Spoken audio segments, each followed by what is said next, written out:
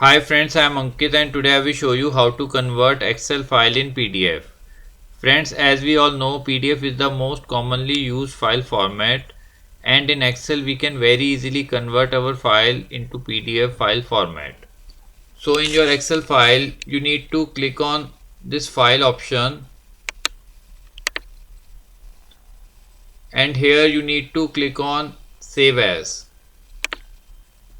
Now click on browse. Now here give a file name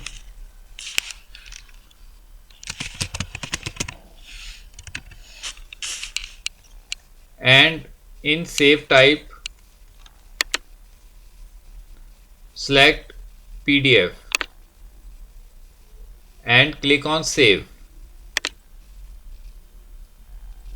Now friends, as you can see, now our Excel file is converted to PDF file format. So friends, like this you can very easily convert your Excel file into PDF file format. I hope you find this video useful.